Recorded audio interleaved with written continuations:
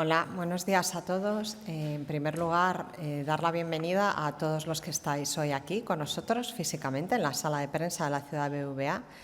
También agradecer a los que os habéis conectado a través de nuestra Webex y a los que nos estáis siguiendo hoy por el canal de YouTube, que como sabéis desde hace varios trimestres también es posible seguir la rueda de prensa. Un trimestre más están con nosotros Jorge Sicilia, director de BBVA Research, economista jefe de BBVA, Rafael Domènech, responsable de análisis económico, y Miguel Cardoso, economista jefe para España. Ellos tres nos van a presentar las previsiones macroeconómicas de los próximos meses y una vez haya terminado la presentación, como es habitual, abriremos un turno de preguntas en el que iremos dando paso por orden de llegada, pues a los que queréis preguntar desde aquí, desde la sala, y a los que estáis en remoto, que por supuesto también tenéis la oportunidad de hacerlo. Sin más, cedo la palabra a Jorge. Jorge, cuando quieras. Gracias. Gracias, Esther. Buenos días a todos. Bienvenidos a la presentación trimestral de Situación España. Un trimestre, ya verán, que sí se traslada por toda la volatilidad y las sorpresas que hemos tenido en la magnitud de la persistencia de algunos choques en cambios relevantes de previsiones, sobre todo hacia 2023, y con un foco puesto en los riesgos asociados al incremento de inflación que estamos viendo en los últimos meses. Los mensajes principales de esta presentación, ya decíamos a principios de año que este iba a ser un año donde nos íbamos a preocupar un poco menos por el crecimiento y nos deberíamos preocupar un poco más por la inflación y la política monetaria, y a mitad de año estamos en una situación donde se ha agravado esa percepción. Hasta tal punto que la preocupación que ahora tenemos por la inflación y por lo que van a tener que hacer los tipos de interés añade preocupaciones de crecimiento, no tanto en el 2022, pero sí en el 2023. Lo que hemos tenido es inflaciones que siguen sorprendiendo, no solo al alza, no solo la general, sino también la subyacente. Hay un conjunto de elementos que lo explican, no es solo la guerra de Ucrania, que obviamente ha sido un choque negativo. Hay otros elementos, tanto de oferta como de demanda, que explican esta evolución. Y aunque vemos que hay pocos riesgos de desanclaje de expectativas y de salarios en este entorno, esto va a requerir acciones más decididas de los bancos centrales para reducir la demanda y aproximarla a un nivel de oferta que hoy por hoy es más baja en todos los países. Y, por tanto, los bancos centrales ya han iniciado el proceso de acelerar la subida de tipos de interés. Obviamente, son conscientes que no pueden afectar a lo que va a pasar con la inflación en los próximos meses, pero sí lo que van a intentar es generar un entorno donde esta inflación elevada vaya convergiendo a lo largo de los próximos años a niveles más sostenibles. Van a tener que subir los tipos de interés de una manera más agresiva la Reserva Federal que el Banco Central Europeo, pero este es un proceso global porque el fenómeno de inflación es un fenómeno global. En este contexto, lo que vamos a tener es una desaceleración importante de la actividad económica. En Estados Unidos, esta desaceleración va a venir empujada claramente por una mayor restricción monetaria, porque estimamos que los tipos de interés van a tener que subir por encima de los niveles neutrales y de una manera relativamente rápida. En Europa, que está algo más retrasada en esa dinámica y con menos presiones en la inflación subyacente, el riesgo de recesión, sobre todo en los siguientes trimestres, está más centrado en lo que pueda ocurrir con las restricciones del gas y el impacto que eso pueda tener en crecimiento, producción y en confianza. Y este es un mundo donde hoy por hoy los riesgos claramente, de nuevo, desgraciadamente, vuelven a estar sesgados hacia un entorno de más inflación, de más tipos de interés y de menos crecimiento. Y en cualquier caso es un menor crecimiento que es posible que sea necesario para garantizar que a medio plazo la inflación regresa a niveles más normales. En este contexto, ¿cómo encuentra este entorno internacional a España? Pues con una dinámica de crecimiento razonable y donde vamos a tener un conjunto de choques negativos y positivos que a corto plazo creemos que van a permitir que el crecimiento se sitúe en el 4,1%, es decir, no cambiamos la previsión de crecimiento para el 2022, pero todas estas fuerzas que les estaba comentando sí van a generar una caída de un menor crecimiento en el 2023 y, por tanto, revisamos a la baja el crecimiento desde el 3,3 hasta el 1,8. Todavía un poquito por encima de la estimación que tenemos del crecimiento a largo plazo. Ya estamos viendo cómo se ve afectado el consumo en términos reales. Estamos viendo el proceso de cómo se traslada la escasez de materias primas y su incremento de precio en unos procesos de producción que en algunos sectores pues, se siguen manteniendo por debajo de lo que la demanda hubiera permitido y, por tanto, por la parte de la producción también se genera un aumento, una reducción que además se va a ver complementada por el aumento de coste no solo de las materias primas, sino también de la carga financiera asociada a esta subida de tipos de interés que el Banco Central Europeo va a tener que implementar para garantizar que la inflación regresa en 2 años a niveles del 2%. En cualquier caso, hay elementos que creemos que hacen que la recuperación económica no se vaya a truncar. Este 1,8 es coherente con algunos trimestres en el último trimestre del año, primer trimestre del año siguiente, negativos, pero a nivel anual, como ven, el crecimiento lo mantenemos en terreno positivo. Hay muchos elementos que lo soportan. En primer lugar, la menor dependencia de un posible racionamiento del gas frente a otros países europeos, aunque la desaceleración de Europa nos afectará, obviamente. En segundo lugar, la riqueza acumulada, que todavía no se ha usado, ya verán la evidencia que presentamos. Y en tercer lugar, estamos viendo una evolución muy favorable de los bienes de equipo y sobre eso ya estamos viendo una aceleración de las licitaciones y, por tanto, la aportación que va a tener los fondos europeos al crecimiento en el 2023 va a ser relevante.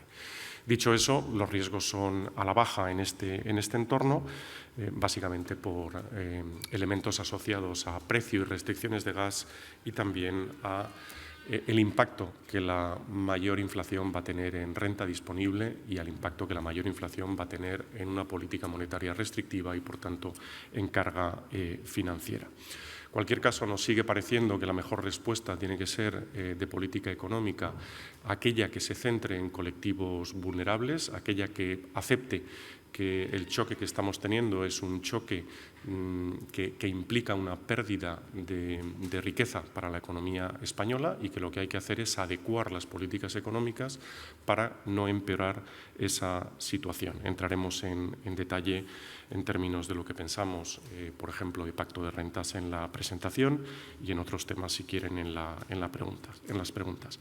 Y a medio plazo, como siempre, no quitar el objetivo de que lo que tiene que conseguir España es generar el entorno para que haya más inversión y se generen las condiciones para un crecimiento a largo plazo sostenido, que esto al final es lo que va a quedar una vez crucemos este río de la recesión, aunque sea suave, y estos riesgos a la baja que estamos presentando hacia adelante.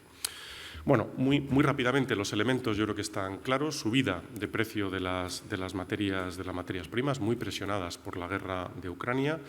restricciones de oferta y cuellos de botella que se siguen manteniendo. Es verdad que se están reduciendo, pero todavía están en niveles altos, sobre todo en Europa, y en un contexto donde, en primer lugar, la demanda sigue fuerte por el lado de bienes duraderos y, en segundo lugar, se está produciendo un rebalanceo hacia servicios, y todo esto lo que genera es un entorno de demanda por encima de la oferta y, por tanto, de presiones inflacionistas. Estas presiones inflacionistas que todos esperábamos, la verdad es que nos están sorprendiendo al alza, dentro de que estábamos esperando inflaciones elevadas. Todavía no estamos seguros si hemos visto el pico en la inflación, y en ese sentido nos preocupa que esto se pueda trasladar a más componentes de precios. Ya lo estamos viendo en la inflación general, donde cada vez más componentes están creciendo a ritmos elevados y se está trasladando a una inflación subyacente que también sigue sorprendiendo al alza. En este contexto, lo que van a tener que hacer los bancos centrales es subir los tipos de interés, en general endurecer la política monetaria y, básicamente, con el objetivo de reducir la demanda y reducir esas presiones inflacionistas a la espera de que este choque de oferta disminuya a lo largo del tiempo. En esta lámina lo que pueden ver es dónde estamos en términos de la variación acumulada de materias primas, y lo estamos comparando un poco por ponerlo en contexto con la variación máxima acumulada en el año.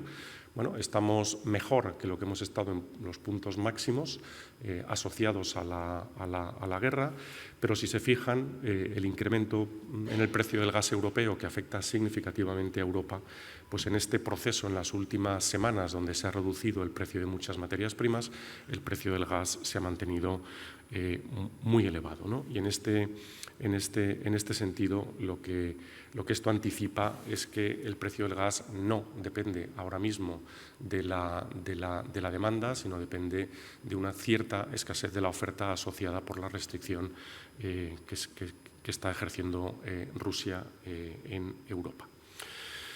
Cuellos de botella, muy rápidamente, como ven aquí, sí se están reduciendo en Estados Unidos, y esto es buena señal a la hora de pensar que los elementos que estaban dirigiendo los cuellos de botella globales se están mitigando. Pero, ni se están mitigando a los ritmos que nos gustaría verlos para que eso generara muchas menos presiones inflacionistas, y en parte esto tiene que ver con la política de COVID-0 de China, que hace que esto se mantenga potencialmente tensionado, aparte de que es difícil arreglar los temas logísticos asociados a estos cuellos de botella. Pero el segundo mensaje, como ven, es que los indicadores que construimos de cuellos de botella siguen bastante elevados y en máximos, de hecho, en Europa. Por tanto, es verdad que sí creemos que esta tendencia global a que los cuellos de botella se vayan disipando existe, pero su caída es lenta y de menor intensidad en Europa. ¿Qué está pasando en términos de crecimiento en los indicadores adelantados de las encuestas a los productores? Lo que se ve es que ya se ve esta desaceleración, o continúa esta desaceleración, tanto de servicios como de bienes, y tanto en Estados Unidos como en la zona euro. Es verdad que todavía está en niveles de 50, lo cual es una muestra también de que la demanda todavía está aguantando la actividad. Y, como ven, China muy volátil y depende mucho de lo que haya pasado. Los cierres llevaron a una caída del PMI de servicios, las aperturas han llevado a una subida. Cabe pensar que el proceso de estímulo que está haciendo o que va a hacer China en términos de inversión en infraestructura, pues va a mantener la producción y la demanda global un poco más elevada que en ausencia de estos estímulos. Claro, al mismo tiempo que estamos viendo esta reducción de actividad, fíjense que esta reducción de actividad todavía no parece suficiente para pensar que las tensiones que se están viendo en el mercado laboral vayan a desaparecer. Aquí lo que tienen son las tasas de vacantes. Cuanto más altas, quiere decir que a las empresas les sigue costando encontrar los trabajadores que necesitan, y eso tiende a tensionar el mercado laboral, y, por tanto, lo que estamos viendo ahora mismo es mercados de trabajo muy fuertes. En la medida en que los mercados de trabajo están fuertes, no solo genera un coste a las empresas de contratación, sino también mantiene el consumo en niveles niveles altos y, por tanto, todavía se puede decir que hay presiones de demanda que mantienen la inflación alta en los próximos meses. Les hemos traído un análisis de la inflación porque cuando uno analiza la inflación general en Estados Unidos y en Europa, el primer dibujo que sale es que están creciendo prácticamente igual. Y, sin embargo, por detrás, la dinámica de inflación o lo que explica esta subida de inflación es muy diferente. Y esto es un poco lo que les quiero trasladar en la lámina de la derecha, que está centrada en la inflación subyacente, que es, yo creo, que lo que tenemos que mirar para ver cuánto de esa inflación general se está enquistando en precios que, en teoría, son menos volátiles. Y lo que vemos en este gráfico, hacemos una desagregación de los choques. Lo que intentamos es ver, miren, las sorpresas que hemos tenido en la inflación subyacente, ¿a qué se deben? ¿Qué explica estas sorpresas? Y como resumen, les diré que, en general, en Estados Unidos las sorpresas se explican mayoritariamente, no solo, pero mayoritariamente por la situación de tensión del mercado laboral y por la demanda. Mientras que en Europa todavía se explican mayoritariamente, como pueden ver, por elementos de oferta. No es que no pese la política monetaria, no es que no pese el mercado laboral, pero pesa mucho más comparado con Estados Unidos los elementos de oferta. Y, por tanto, todavía en Europa está pesando menos elementos que puedan hacer pensar que la inflación va a seguir estructuralmente alta por mucho tiempo. ¿Cuál es la diferencia principal entre Estados Unidos y Europa? Sobre todo, que en Estados Unidos ya hemos tenido incrementos salariales relevantes y en Europa todavía no. Y esa es la duda que va a tener también el Banco Central Europeo hacia adelante: cuánto de esto se va a trasladar a salarios y, por tanto, cuánto de esto se puede convertir en algo que le lleve a tener que subir más los tipos de interés para evitar efectos de segunda ronda. También esto se ve en las expectativas de inflación a largo plazo. Como les he comentado antes, un banco central no puede hacer nada para reducir la inflación a corto plazo, pero lo que sí que tiene que hacer es generar las condiciones para que estas inflaciones altas no sean más permanentes. Y, en este sentido, las señales que tenemos de Estados Unidos es que las expectativas de inflación están mucho más altas a largo plazo que en Europa. Bien es cierto que se están reduciendo, sobre todo las medidas de mercado, y eso quiere decir que los analistas y los agentes que operan en los mercados, pero no solo en los mercados, sino también que contestan a encuestas, sí perciben que este proceso de subida de tipos de interés lo que va a llevar es a que las expectativas de inflación se reduzcan a largo plazo y, por tanto, están dando un grado de credibilidad a que la política monetaria sí va a conseguir contener las presiones de inflación a medio plazo. Si esto se desanclara, es cuando tendríamos subidas de tipos de interés mucho más agresivas para evitar que ese desanclaje llevara a procesos de inflación más severos. Bueno, todas estas subidas de tipos de interés, como ven, lo que están generando es tensiones en los mercados financieros, lo cual ayuda a este proceso de restricción monetaria que reduce la actividad. Por ahora no estamos viendo movimientos muy desordenados, pero este tipo de procesos podrían terminar llevando a movimientos desordenados, ¿no? Bueno, en este contexto, pues lo que nos lleva es más inflación, la inflación alta durante más tiempo, los bancos centrales van a tener que subir los tipos de interés, la subida de tipos de interés está dirigida a reducir la demanda, porque para eso está, ese es el proceso y, por tanto, se va a generar una desaceleración del crecimiento, pero estas fuerzas de inflación van a llevar a que su reducción sea lenta.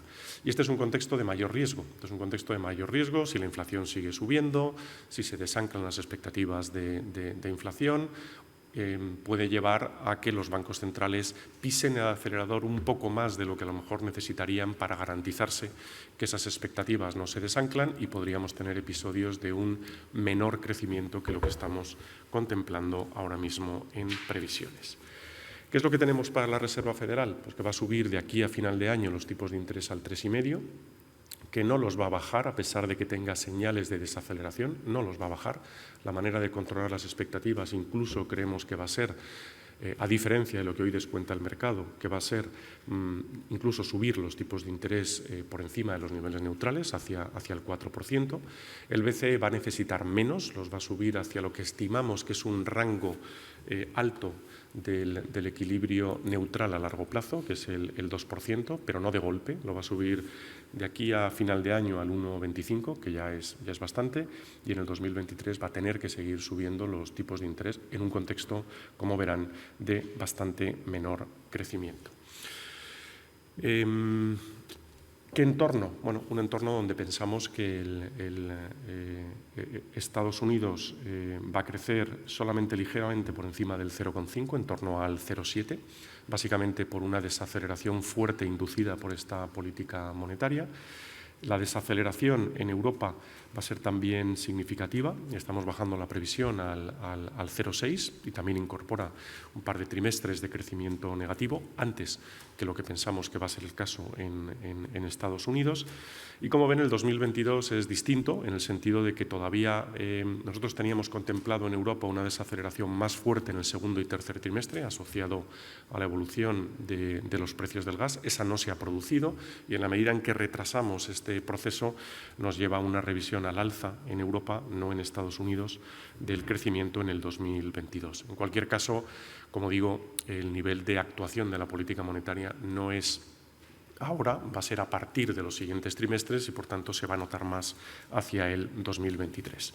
Y China no va a conseguir levantar el crecimiento hacia sus niveles objetivos del 5,5, va a tener que conformarse con crecimientos menores que ojalá estén en la zona del 4,5 si seguimos teniendo una situación como la que tenemos ahora, menos dañina que la que tuvimos con el COVID-0 de principios de año. Desafortunadamente, este entorno, como digo, de política monetaria no va a conseguir que la inflación se reduzca muy rápido y aquí lo que estamos contemplando es que los bancos centrales no van a intentar, porque tampoco hace falta, tal y como están las cosas, llevar muy rápidamente la inflación al 2% y que se van a conformar con que este proceso sea gradual y que la inflación vaya, digamos, hacia la zona del 2%, más en el 2024-2025. Si los bancos centrales tuvieran que acelerar este proceso porque se desanclaran las expectativas de inflación, es un escenario de riesgo que no estamos contemplando en el escenario central. Fíjense, inflaciones altas en el 2023, bastante por encima de los objetivos. Estos son promedios anuales tanto de la Reserva Federal como del Banco Central Europeo. Ahora, yo creo que ya he ido anticipándoles lo que les voy a decir. Nosotros estamos construyendo este escenario bajo el absoluto convencimiento de que los bancos centrales son muy conscientes que este episodio de inflación reúne unas ciertas características que se parecen a los años 70, en el sentido que los choques de petróleo están viniendo, que la demanda se encuentra, en aquel momento petróleo, ahora es de materias primas, que la demanda se encuentra en una zona superior a la oferta, pero la economía ha cambiado. La economía es menos intensiva en el uso de energía, las economías son más abiertas y, por tanto, el entorno de espiral salarios-precios es más difícil. Al final va a haber países que no van a entrar en esta dinámica y que van a ganar competitividad y todo esto frena el proceso, pero sobre todo que estamos contemplando una política monetaria mucho más creíble y que si tiene dudas de que va a perder la credibilidad, lo que hará será subir más los tipos de interés y no permitir que nos acerquemos a un escenario como el de los años 70. Y, por tanto, bueno, en este entorno lo que estamos apostando es que los bancos centrales son conscientes, ¿no? Si quieren, fíjense lo que están diciendo los bancos centrales ahora mismo. Están diciendo que tienen muy claro que su objetivo es garantizar la estabilidad de precio, que tienen las herramientas para conseguirlo y que no dudemos de que van a utilizarlas para conseguir este objetivo. Se queda un poquito asimétrico respecto al whatever it takes, pero es muy parecido, ¿vale? Y en ese sentido, en esta premisa estamos construyendo los escenarios. Bueno, hay riesgos y yo creo que los dos principales tienen que ver, hay muchos, pero los dos principales tienen que ver con la persistencia de la inflación y que esto lleve a una recesión más severa.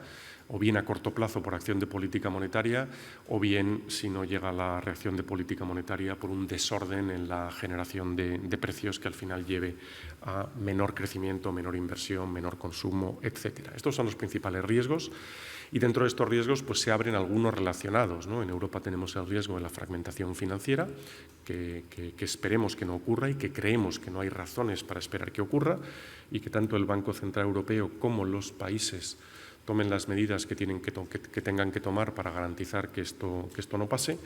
Pero bueno, este es un entorno también peligroso en términos de salidas de flujo de países emergentes, de tensiones en los mercados. Y bueno, tenemos imponderables como qué puede pasar en la guerra de Ucrania, con impacto obviamente en crecimiento. China está creciendo con algunos desequilibrios que ya empezaron el año pasado, sobre todo en algunos sectores como el inmobiliario. El COVID no ha desaparecido y este contexto de inflación, no nos engañemos, es muy dañino. Estos son periodos que a las economías les generan mucha tensión, en términos sociales, en términos de impacto a determinados sectores de la población, que la política económica tiene que cuidar para evitar que estas tensiones sociales terminen en tensiones económicas y en medidas inadecuadas. Y, por tanto, desgraciadamente, este trimestre nos parece más difícil encontrar un escenario de riesgo al alza, digamos, de que alguno de estos elementos se pueda solucionar en los próximos 3 meses. Lo que sí estamos viendo es que las reacciones de los agentes, al menos de los bancos centrales y en algunos sitios de las políticas fiscales, están yendo en el sentido adecuado para enfrentar el tipo de choque al que nos estamos enfrentando, ¿no? Y, Rafa, sin más, pasamos al análisis de España. Muy buenos días y muchísimas gracias por vuestra presencia hoy en esta presentación. Para la economía española mantenemos la previsión de crecimiento del 2022, pero con una distribución de crecimiento durante los trimestres ligeramente distinta a la que teníamos antes. Y para 2023 revisamos el crecimiento a la baja del 3,3 al 1,8. Y esto es básicamente una revisión en línea con la que realizamos para el conjunto de la eurozona.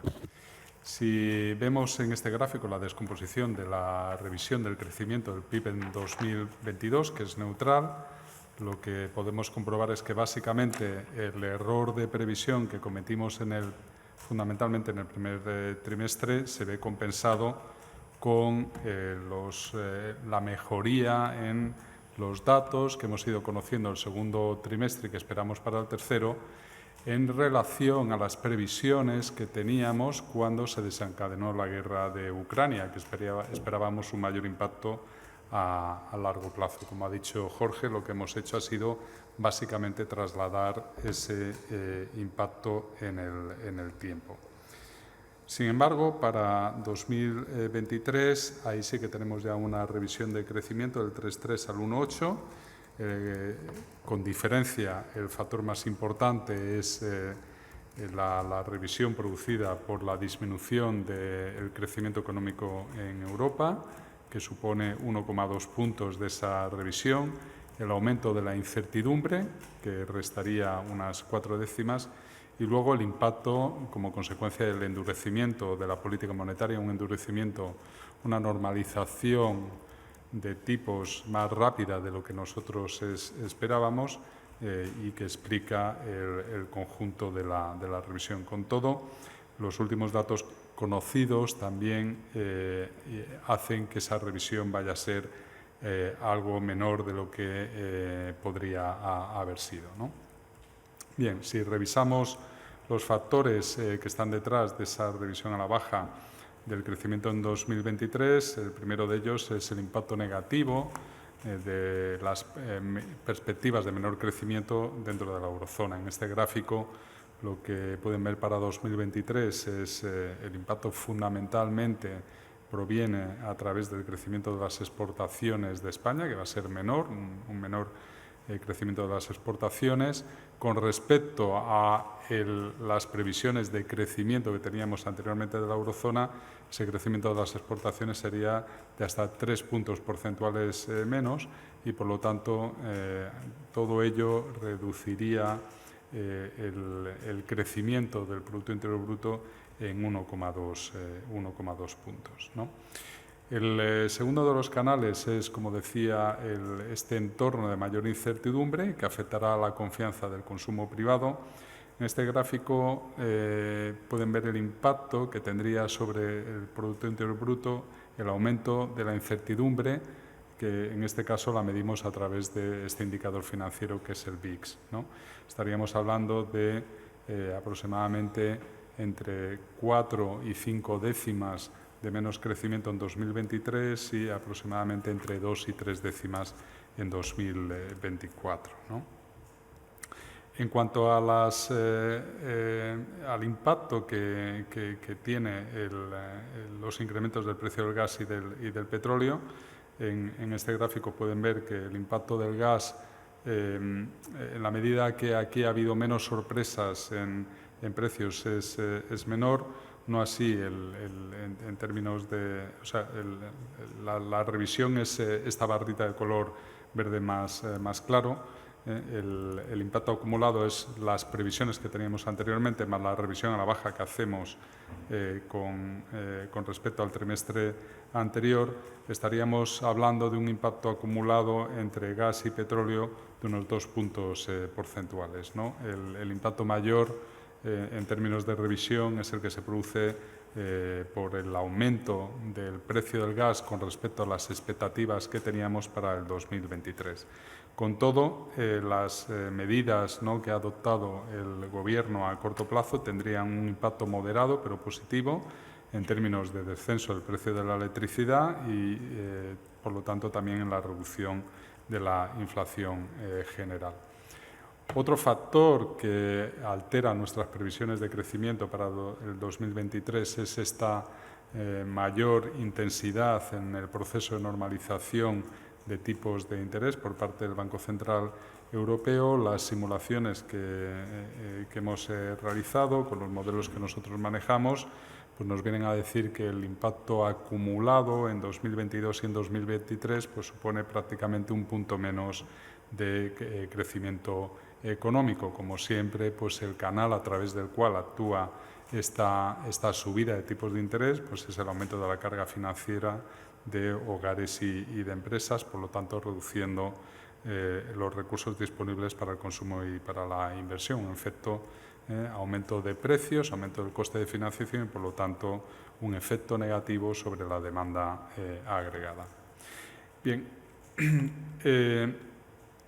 hemos analizado también el impacto que la reforma del mercado de trabajo, aunque todavía estamos hablando de efectos muy tentativos, en absoluto esto se puede interpretar como una evaluación que tendrá que realizarse, ¿no?, de una manera más integral y completa dentro de unos trimestres, pero siempre vamos aportando algún elemento adicional, alguna evidencia que nos permita ver qué es lo que está pasando en el mercado de trabajo, ¿no? Y en concreto lo que en esta edición hemos evaluado es en qué medida la reforma está afectando a los cambios en la relación entre el empleo y las horas trabajadas.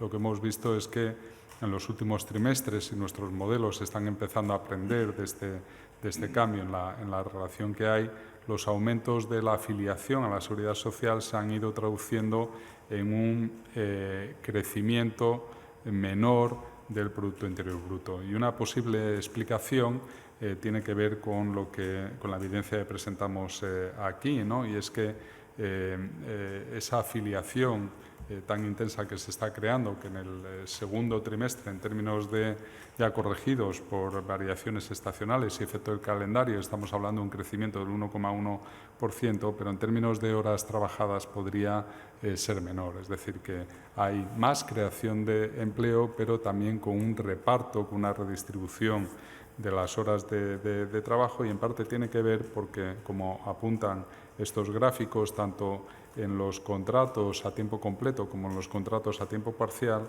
los trabajadores fijos discontinuos tienen una intensidad en términos de horas trabajadas menor que otros tipos de contrato.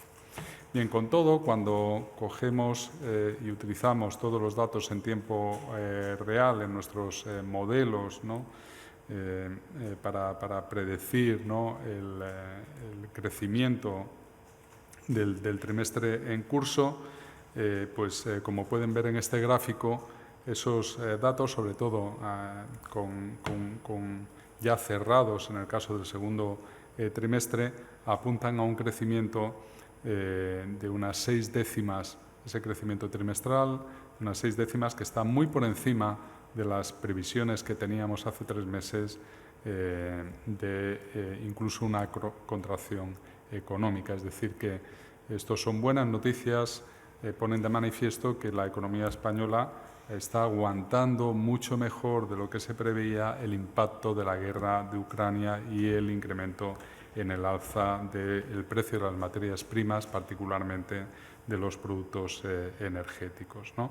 Y esto es lo que nos permite mantener nuestra previsión de crecimiento para 2022, ¿no? Es cierto que el dato de crecimiento del primer trimestre estuvo muy por debajo de las expectativas que nosotros teníamos, pero esto se ve compensado con este crecimiento que estamos observando por encima de las previsiones del trimestre anterior, ¿no?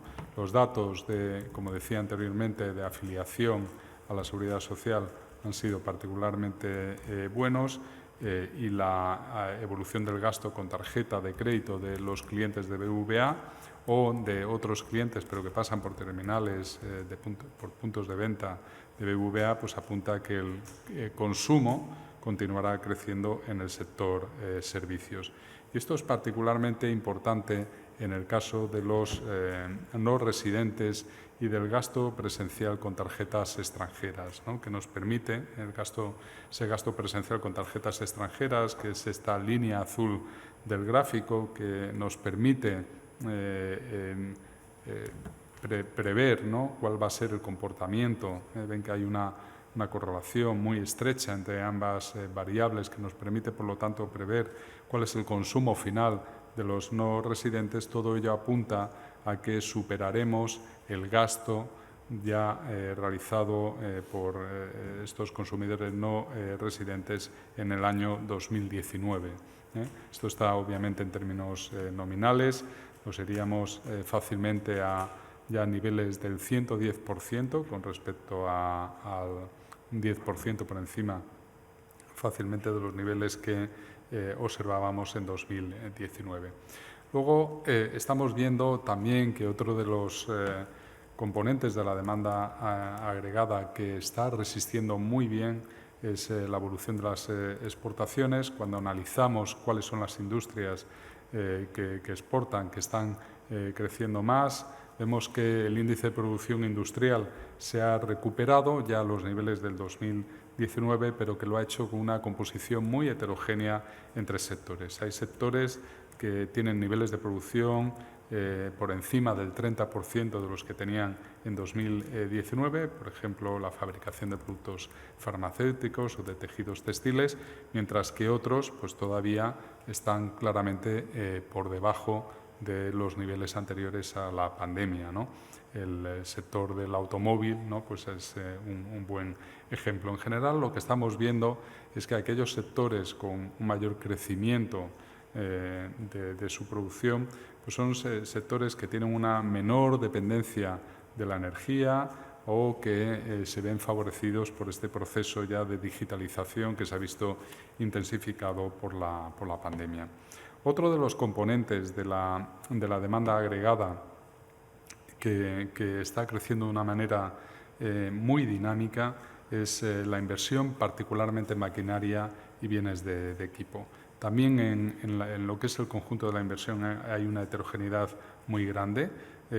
Como pueden ver en el gráfico de la izquierda, tenemos sectores como el de maquinaria y bienes de equipo que está casi un 40% por encima de los niveles del 2019, mientras que el de material de transporte, lógicamente por los efectos de los cuellos de botella, por el impacto que puede tener también el aumento del precio del petróleo, de los combustibles y de también cierta incertidumbre que pueda haber tecnológica o regulatoria sobre esta transición a vehículos eléctricos pues está haciendo, ¿no?, que la recuperación vaya más atrasada, pero en cualquier caso son muy buenas noticias, ¿no?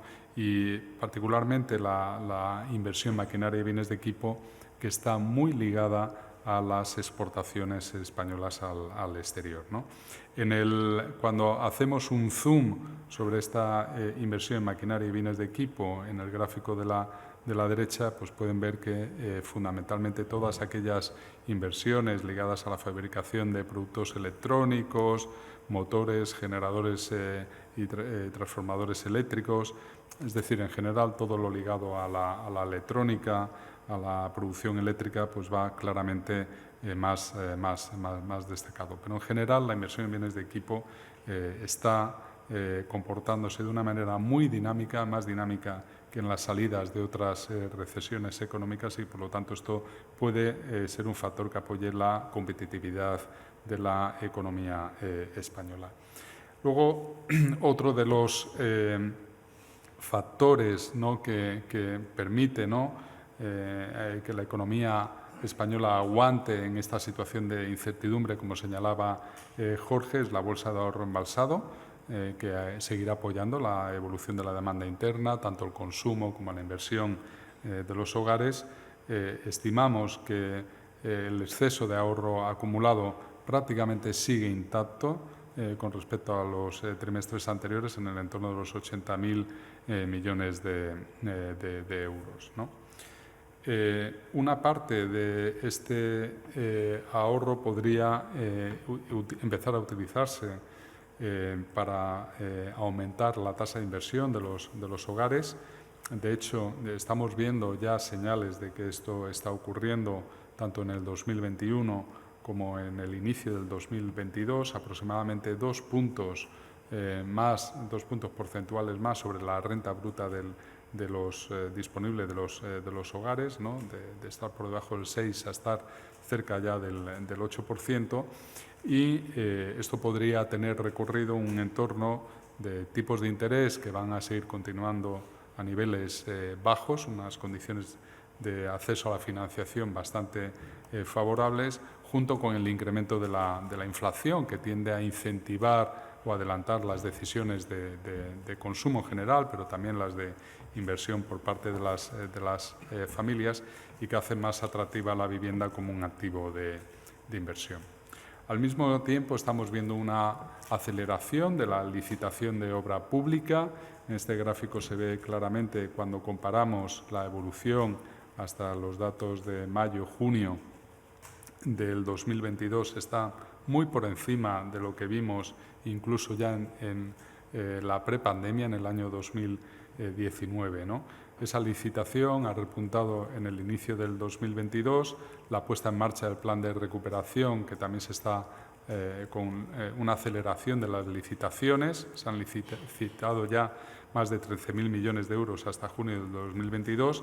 Puede ser uno de los factores que están detrás de esta aceleración de la licitación de obra pública, ¿no? Y esperamos que en la segunda mitad del año esto vaya más. La reforma laboral también puede tener efectos positivos sobre el consumo y la productividad. El hecho de que el empleo esté creciendo, que lo haga, que esa contratación indefinida lo haga, por ejemplo, como pueden ver en estos gráficos, fundamentalmente en los grupos de población, en los extremos, por grupos de edad, entre la población más joven y la población mayor de 59 años. Esto puede mejorar las expectativas de consumo, es un factor muy fundamental que sin duda puede dinamizar el consumo. Y bueno, pues lo que también tendremos que ir evaluando es en qué medida sirve para mejorar la productividad, ¿no? En qué medida permite, ¿no?, a las empresas ganar tanto en flexibilidad interna, en un uso más eficiente de los factores productivos, particularmente del empleo, y por lo tanto ir mejorando la productividad, obviamente productividad por hora trabajada.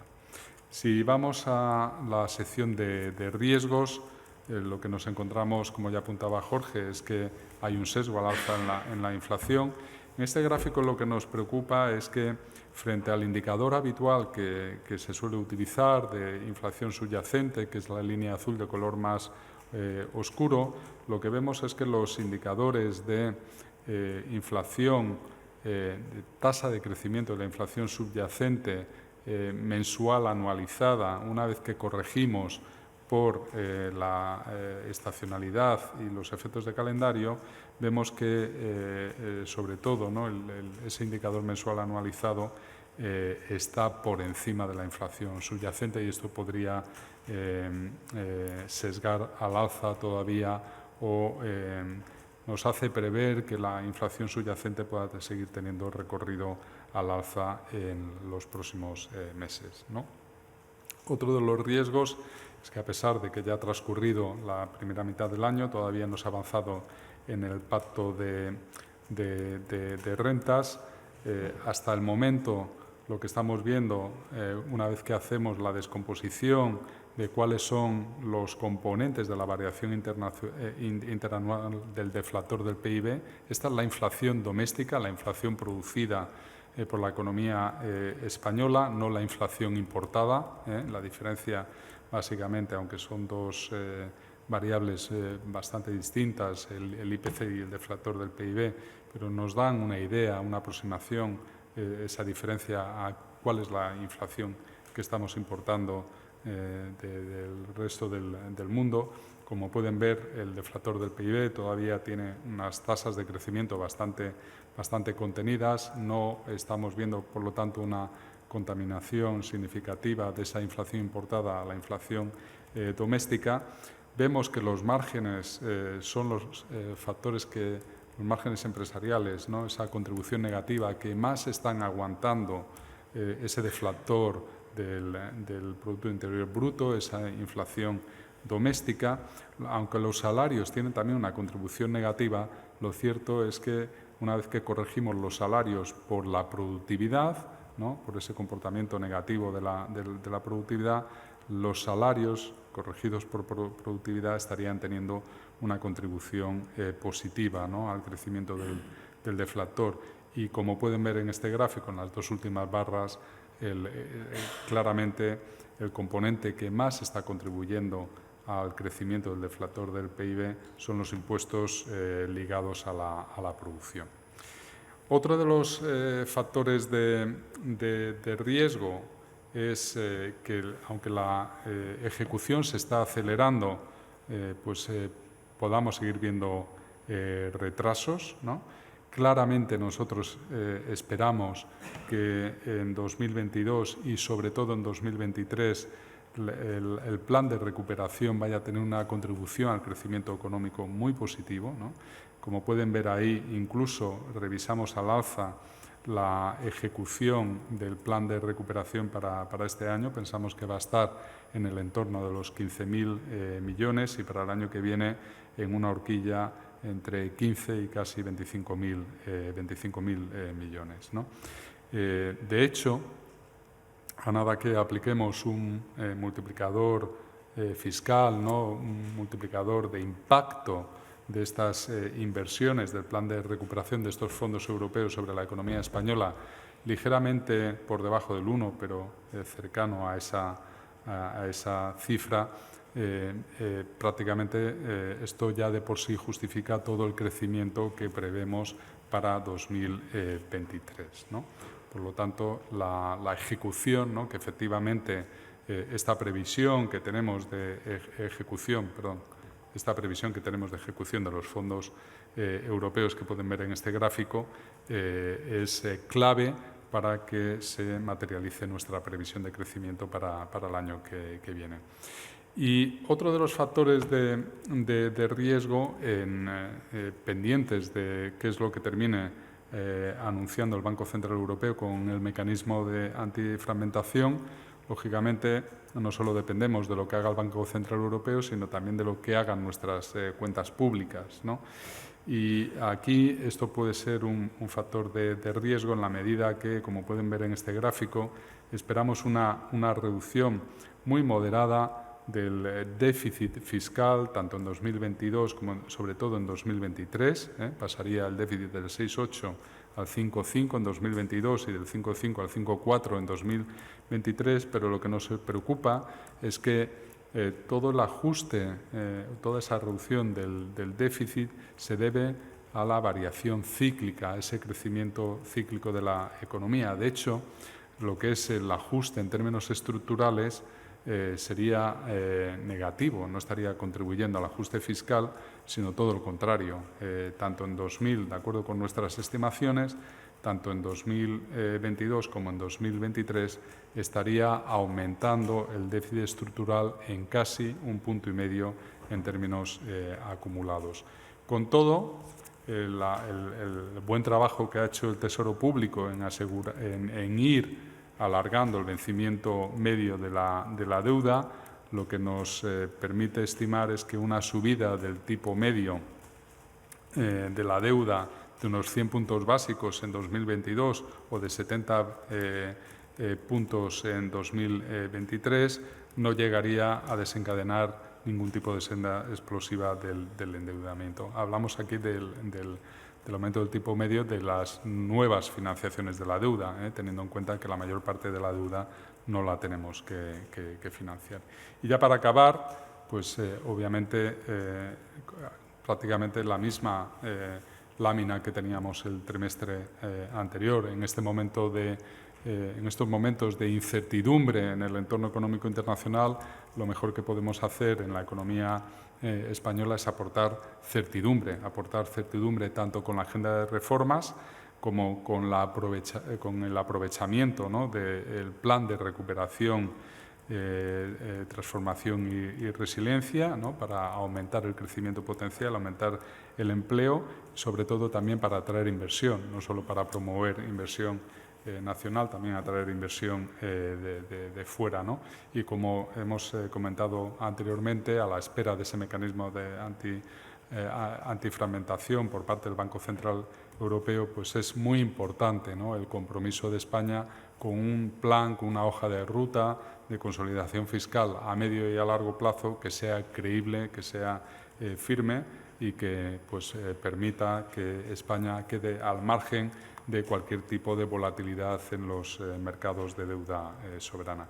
Yo con esto, Esther, acabo la presentación y abrimos, si te parece, el turno de preguntas. Muchas gracias. Perfecto, gracias Rafa, gracias Jorge. Iniciamos, como hemos comentado al inicio, el turno de preguntas. Como siempre os decimos, si os podéis identificar con nombre y medio, nos ayudáis bastante y lo haremos por orden de llegada. Si os parece, la primera, vamos a leer una que nos ha llegado por escrito de José María Lanseros, de Mercados, que pregunta cómo puede evolucionar el crédito a las empresas y particulares en general y por parte del banco en este contexto y con el anuncio del impuesto del Gobierno.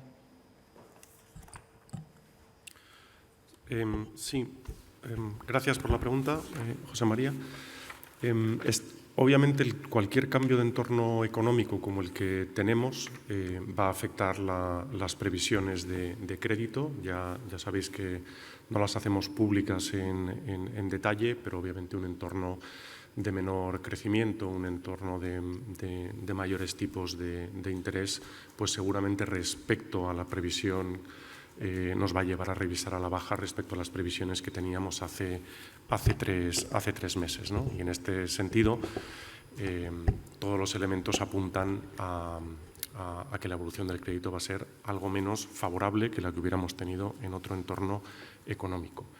Sobre el impacto del impuesto que ha anunciado el Gobierno que va a poner, pues estamos a la espera de ver todos, entiendo, de qué manera se implementa y con qué características, y obviamente cuando tengamos información de cómo se va a operar, pues valoraremos cuál es el impacto en el crédito, ¿no?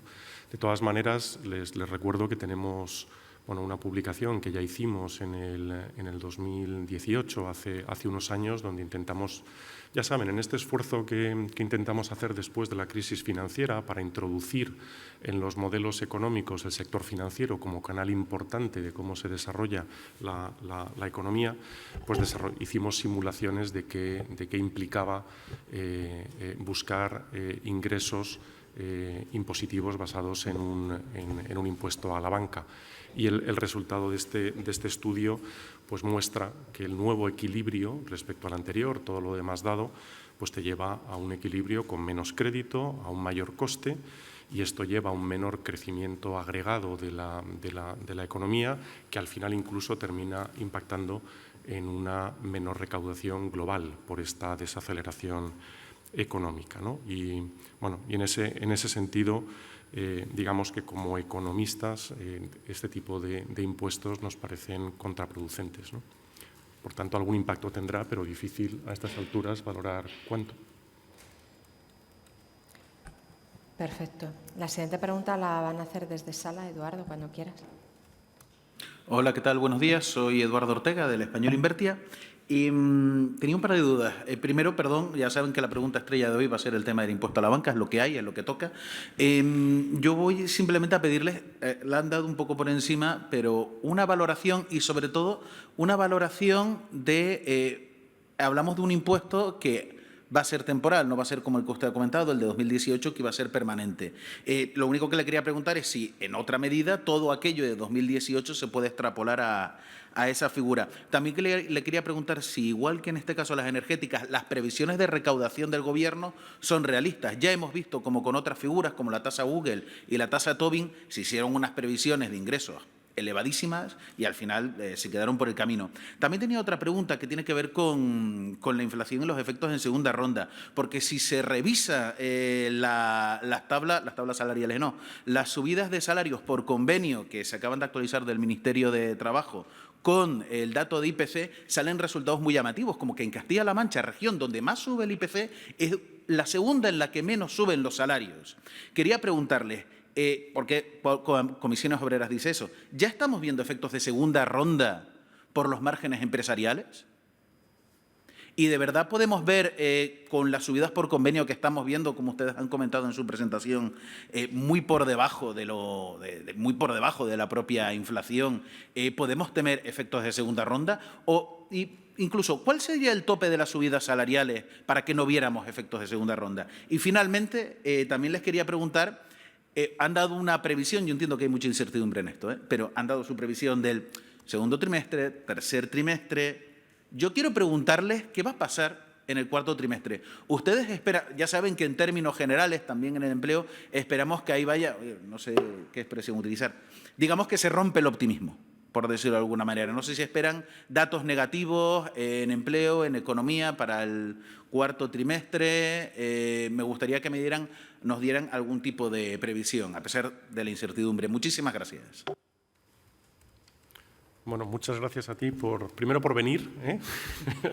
Entiendo que por venir tienes derecho a hacer 16 preguntas, ¿no? Vamos a ver si no se nos olvidan todas, ¿no? Pero sí. Si se nos olvida alguna, si quieres empiezo yo con la primera por enmarcar y luego el resto seguimos.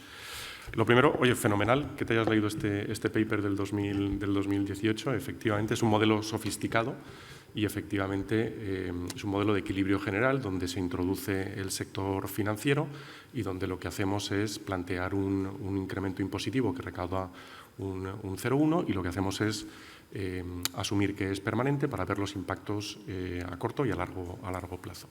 Claro, date cuenta que ese modelo es un modelo donde no introducimos ningún tipo de incertidumbre por ese incremento impositivo. Lo que hacemos es, hay un cambio en las condiciones y parámetros y eso te lleva a un equilibrio. Estos modelos de equilibrio general, y Rafa se lo sabe mucho mejor que yo, son modelos donde la incertidumbre pesa mucho. Y en ese sentido, el hecho de introducir incertidumbre sobre si este impuesto es temporal o es permanente, sobre si se traslada a un sector o se puede trasladar a otros, digamos que las simulaciones que podamos hacer nos dan la impresión de que los resultados no van a ser muy distintos o mucho mejores que estos que estamos planteando, ¿no? ¿Por cuál seguimos? Cojo la del pacto de rentas y márgenes. Si queréis, de lo del impacto presupuestario presupuestario. ¿Quieres ver tú el pacto presupuestario? No, si no sabemos cómo... de esta medida en impuestos, particular, sí, claro, sí. no. Tenemos detalles. A ver, lo que sí te dicen estos modelos, digamos, es que a través de la distorsión que genera este impuesto en la economía, lo que se genera es una menor recaudación en agregado porque tienes una reducción de ingresos impositivos por otro lado. Ahora, efectivamente, cuando veamos cuáles son las características concretas, pues ya podremos valorar, ¿no? Solo por precisar, Eduardo, ex post hay una recaudación menor de lo que se espera ex ante. O sea, la recaudación tiene un efecto positivo. O sea, subes impuestos y recaudas más, obviamente, pero por los efectos, por los mecanismos que acaba de explicar Jorge, ex post menos de lo que esperas antes. Si quieres, cojo la del margen empresarial. Sí, perfecto. De rentas. A ver, lo que en este gráfico que hemos utilizado, Eduardo, aquí podías ver cuál era la descomposición en términos anuales, pero tienes precisamente en 2022, esto se corresponde a lo que estamos observando esta es la variación interanual. Podría presentarte también la variación intertrimestral. La contribución de los márgenes empresariales por los que preguntas sigue siendo negativa, ha sido especialmente negativa. Lo es en el acumulado, lo es en términos interanuales y lo es en la variación intertrimestral. Esos son los datos utilizando la información del INE.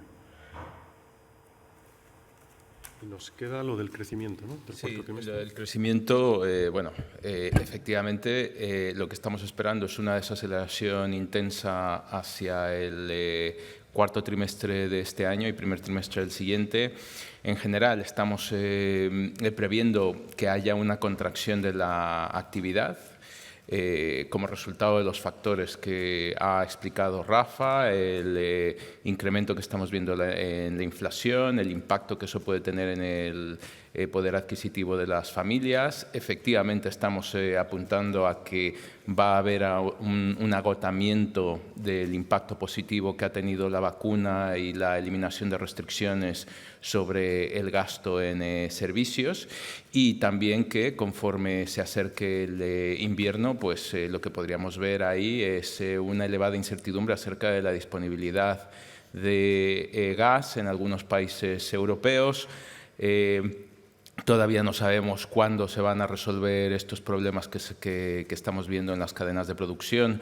Todo eso apunta a que durante los siguientes meses pues, podríamos ver una contracción de la actividad, aunque también lo que hemos tratado de hacer es hacer un esfuerzo en explicar.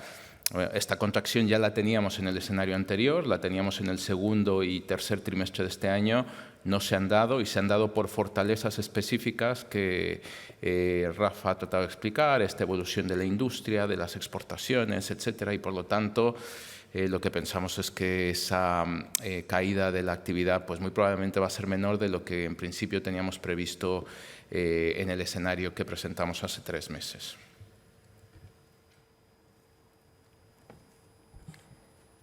Vale, pues la siguiente persona que va a preguntar está en remoto, Beatriz.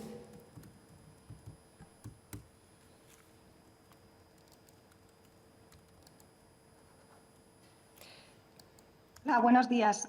¿Se me escucha? Sí, perfecto, Beatriz, adelante. Hola, buenos días. Beatriz Triguero, de Voz Populi. Gracias por la presentación. Sí, quería profundizar en esta última pregunta. Quería saber, porque creo que en el gráfico que han expuesto en la presentación solo estaban los crecimientos trimestrales hasta el tercer trimestre, si efectivamente, que creo que acaban de indicarlo, va a haber algún trimestre en negativo, sobre todo también en 2023, qué previsiones de crecimiento trimestral tienen para estos próximos trimestres y, por tanto, cuándo se alcanzaría esa recuperación económica que entiendo pues, que se retrasa aún más con esa revisión a la baja del crecimiento del PIB en 2023. Muchas gracias. Sí, lo que tenemos es una contracción acumulada de alrededor de medio punto entre el cuarto trimestre del año y el primer trimestre del siguiente. Lo tenemos pues más o menos 3 décimas el cuarto trimestre, 2 décimas el primero. Más allá de las cifras puntuales, aquí la idea a trasladar es que muy probablemente pues no se van a poder replicar las tasas de crecimiento de meses anteriores. Y bueno, que efectivamente podemos tener alguna contracción, que en todo caso pues sería de las más suaves en la historia económica de los últimos 40-50 años. Beatriz, una cuestión adicional, digamos, apuntar a un crecimiento trimestral a dentro de 2 o 3 trimestres es complicado, como te puedes imaginar. Todo tiene no solo rangos de variación, sino que es que además el impacto de la subida de tipos de interés que tenemos encima, las posibles consecuencias de alguna restricción del gas o de incertidumbre asociada a estas cuestiones. Yo creo que todo esto hace que el nivel de incertidumbre asociado a previsiones puntuales trimestrales, pues yo creo que es especialmente alto, ¿no? Entiendo que somos todos conscientes, pero bueno, quería puntualizarlo. Perfecto. Hay una pregunta que también nos ha llegado por escrito que está relacionada con esta y os la leo por si queréis hacer algún matiz. Es Inma Benedito de Business Insider que dice, ha mencionado un recorte de previsiones importante en 2023, pero ven que puede haber recesión técnica. Supongo que la tenéis ya contestada, pero por si queréis matizar algo. Sí, este es un debate muy interesante, pero un poquito extraño, ¿no? Al final, el cómo se define una recesión. Existe, pues bueno, ya saben que en Estados Unidos, por ejemplo, se define con un conjunto de indicadores que no es exactamente que haya un crecimiento negativo 2 trimestres, pero bueno, yo creo que en general todo el mundo asume que una recesión se define como 2 trimestres negativos y a partir de ahí vemos, ¿no? Y esto va a ser interesante ahora en Estados Unidos. Si acaso tenemos alguna sorpresa negativa en el segundo trimestre de este año, fíjate que el primer trimestre el crecimiento de Estados Unidos fue negativo, ¿no? Pero asociado a un incremento de importaciones fortísimo y a una reducción de las exportaciones. Si tenemos algún crecimiento negativo, por lo que sea, en el segundo trimestre, me cuesta ver con la información delante que eso se catalogue como recesión, tal y como está el empleo en Estados Unidos, ¿no? Pero bueno, yo creo que, digamos, el cálculo sobre la servilleta, efectivamente, en 2 trimestres se puede llamar recesión, ¿no? Perfecto, gracias, Jorge. La siguiente pregunta la va a hacer Rebeca Jimeno. Rebeca, cuando quieras. Hola, ¿qué tal? Muchas gracias por la presentación y ya siento no haber podido asistir a la sala y veros en persona. Tenía 4 preguntas. La primera estaría relacionada con el tema de la incertidumbre que habéis mencionado que iba a restar. Perdonad, es que veía la pantalla súper en pequeñito y si podíais un poco repetir el tema del impacto de la incertidumbre. Luego, sobre el consumo, me sorprende que el ahorro siga en esos niveles tan elevados de 80.000 millones. Eso quiere decir que no ha salido prácticamente nada de ese ahorro embalsado.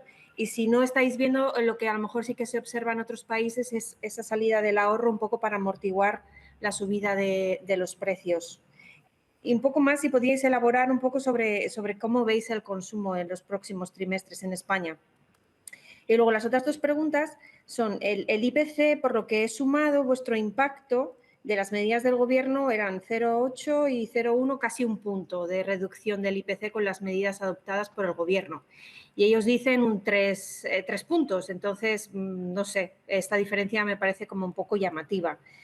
Y ya por último, volviendo al tema del impuesto a la banca, sabéis que el LFT filtró hace unos días que el Banco Central Europeo se estaba planteando en qué medida podía recortar estos beneficios caídos del cielo derivados de las subastas TLTRO.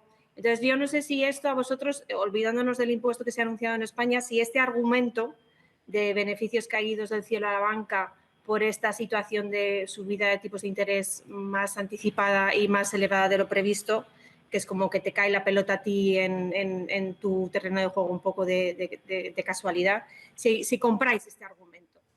Gracias.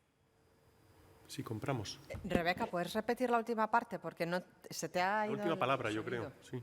Sí, si compráis el argumento de que esos beneficios van a existir, independientemente de que luego se tengan que tasar o no tasar con un tributo, pero que van a existir. Gracias. ¿Cuentas tú la incertidumbre? Y si quieres la inflación. No, ¿cuánto la haces tú? Vale, que tú lo que sí que coges tú las de consumo. Sí. La banca en alguna cosa que quiero comentar. Rebeca, muy buenos días y encantado de que estés, que nos acompañes hoy aquí. A ver, vuelvo a repetir la explicación que he hecho del impacto negativo que podría tener la incertidumbre que estimamos nosotros.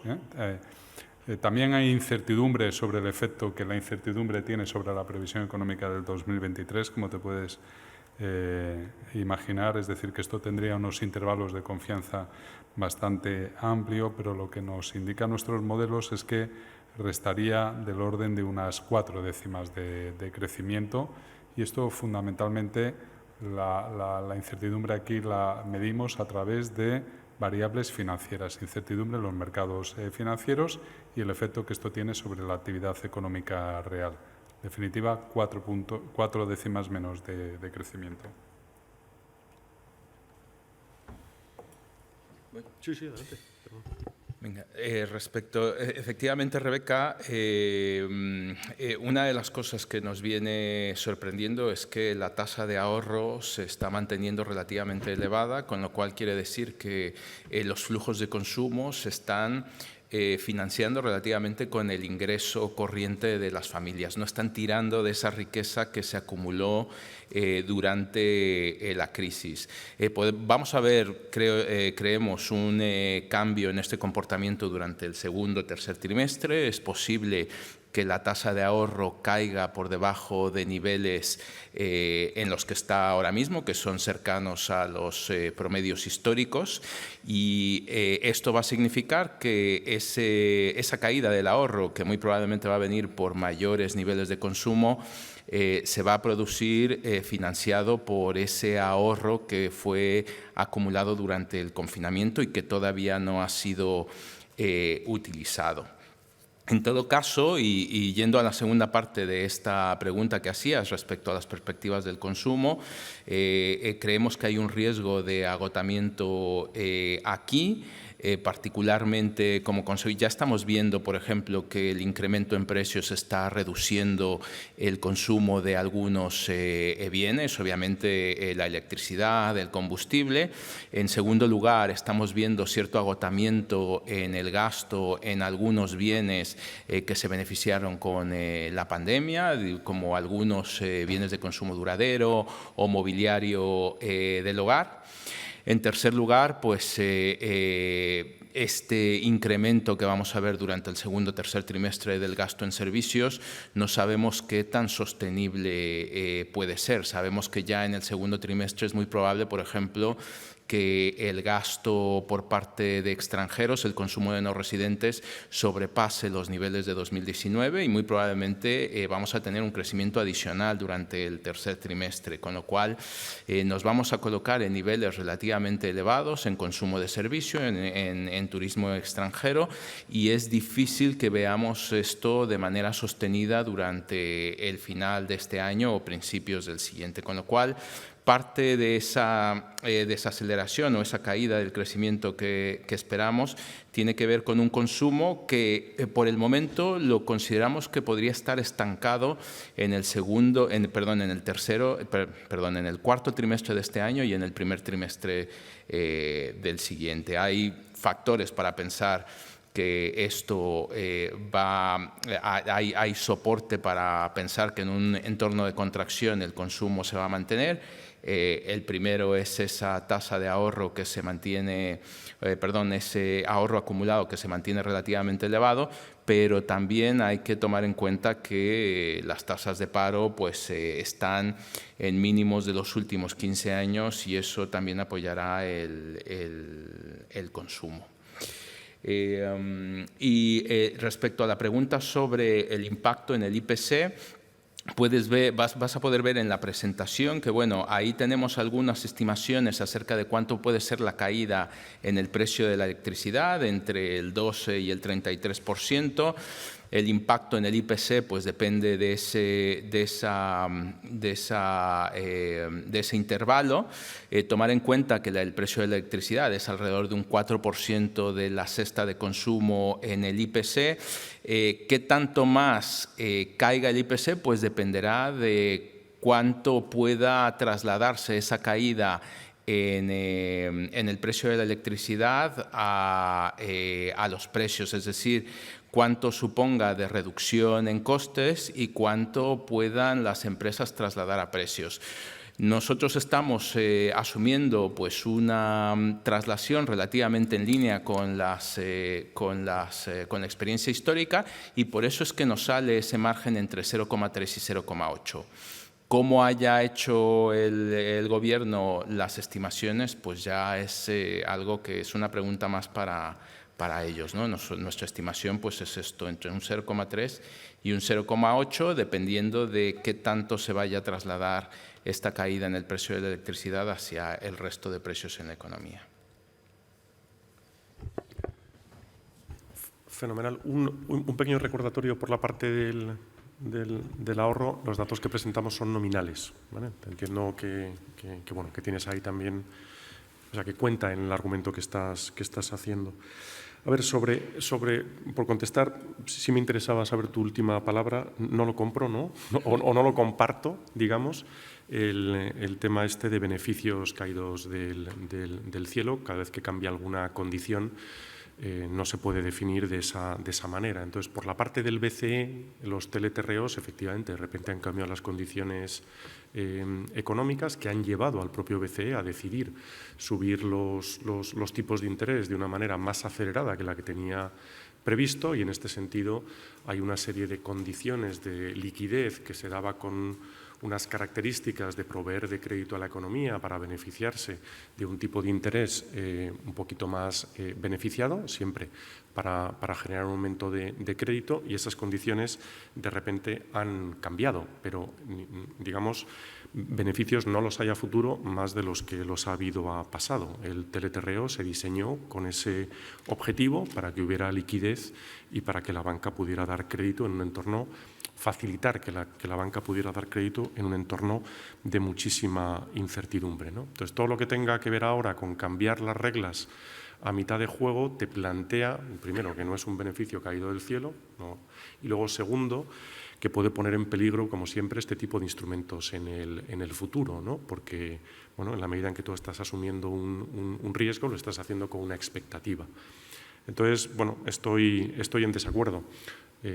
Dicho eso, también estoy preocupado con el impacto de reducción de liquidez fuerte que se va a producir una vez estas TLTROs venzan, ¿no? Y yo creo que en este contexto, yo creo que el Banco Central Europeo lo que está dando vueltas es a cómo ajusta las condiciones de la TLTRO, y espero que también para garantizar que el proceso de transición de liquidez sea suave.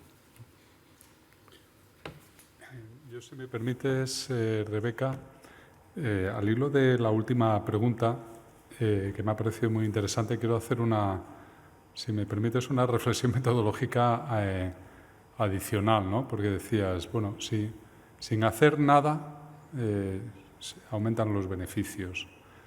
Vamos a ver, en economías de libre mercado y con empresas en sectores competitivos, esto ocurre todos los días en todos los mercados. Las empresas son aceptantes del entorno económico en el que operan, y cuando aumenta la demanda, sin hacer nada, pues obtienen más beneficios. Y bueno, pues en el sector bancario esto ocurre, ¿no? Y la lógica es que ese aumento de los beneficios es el que incentiva la inversión, el que incentiva la entrada de nuevos competidores, el que incentiva que haya crecimiento económico, el que incentiva que las empresas que ya operan en el mercado aumenten la capacidad con la que operan. Por lo tanto, claro, esto lo que me lleva es a la pregunta, ¿no? Es decir, ¿cómo definimos beneficios caídos del cielo o beneficios extraordinarios? Beneficios extraordinarios sabemos cómo definirlo. Beneficios extraordinarios son los que ocurren en un sector no competitivo con respecto a cómo operaría ese mercado en una situación de competencia perfecta o que se acerca a una situación de competencia perfecta, ¿no? Por cierto, recuerdo que el sector bancario, con todas las guerras de precios de activos, pasivos, captación de clientes, etcétera, es uno de los sectores más competitivos que hay en la economía española. Bueno, pues independientemente de eso, ¿no? ¿Cómo distinguimos bien, cómo definimos qué son beneficios caídos del cielo para que quede bien claro que son algo distintos a cambios en los beneficios de empresas competitivas cuando lo que cambian son las condiciones del entorno económico. Cuando esas condiciones son más favorables, sus beneficios aumentan y esto es lo que incentiva el aumento de la capacidad productiva, sea por nuevos competidores o por los competidores que ya están en el mercado, de ese mercado, ¿no? Y afortunadamente esto es lo que ha venido pasando en los últimos 2 siglos de crecimiento económico en la historia de la humanidad, ¿no? Básicamente. Genial, gracias a los dos, a los tres. Por el momento no nos han llegado más preguntas. Perdón, sí, no, tengo a Salva aquí en la sala. Perdón, soy Salvador Arancibia de Expansión.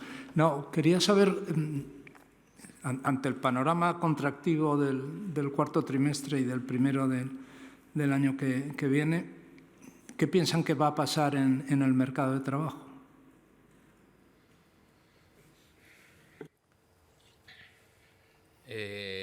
Básicamente lo que estamos previendo es que una de las cosas que se ha observado con la crisis es que la relación entre actividad y empleo se ha modificado, principalmente por los cambios en la regulación que se han introducido. Uno de ellos, por ejemplo, la capacidad de acceder o de tener este instrumento que suponen los ERTEs.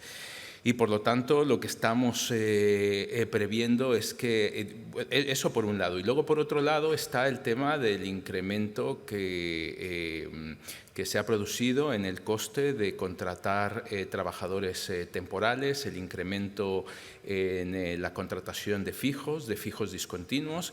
Creemos que estos dos factores han reducido la volatilidad en el mercado laboral español. Todavía no sabemos exactamente cuánto, porque habrá que continuar viendo los resultados con distintos tipos de recesiones, pero sí que esperamos que en esta ocasión no se destruya tanto empleo como uno supondría de acuerdo a la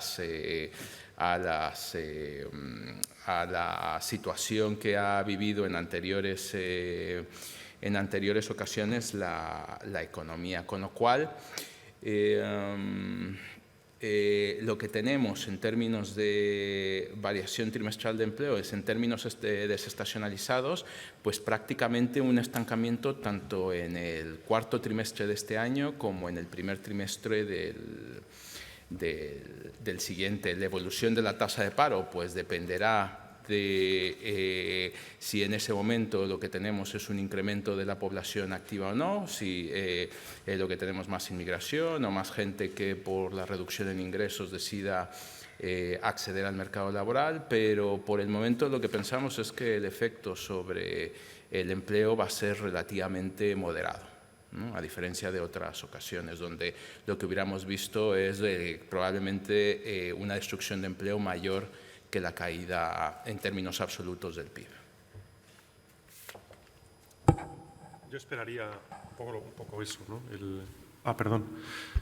Digo que al final se trata, este tipo de reformas igual nos han acercado más que va a haber menos horas trabajadas, y que eso se distribuya con un mayor o menor número de empleos es lo que te puede permitir esta reforma, ¿no? Igual nos acercamos al comportamiento de otras economías como Alemania en un proceso de desaceleración económica, ¿no? Va a haber que verlo, ¿no? Porque efectivamente lo que va a bajar es el número de horas trabajadas, hay que ver cómo se distribuye esto luego en términos de empleo. Esperamos que mejor en esta ocasión, ¿no? Pues gracias de nuevo. No sé si hay alguna pregunta que todavía pueda entrar. Y por el momento no nos ha llegado ninguna más en remoto y aquí en sala, si no me equivoco, tampoco tenemos. Así que agradeceros a todos que os hayáis conectado, tanto por el streaming, en el canal de YouTube y, por supuesto, a los que habéis venido hasta aquí, que estamos encantados de teneros de nuevo. Y muchas gracias a Jorge, Rafa y Miguel y hasta la próxima presentación. Gracias. Gracias. Muchas gracias.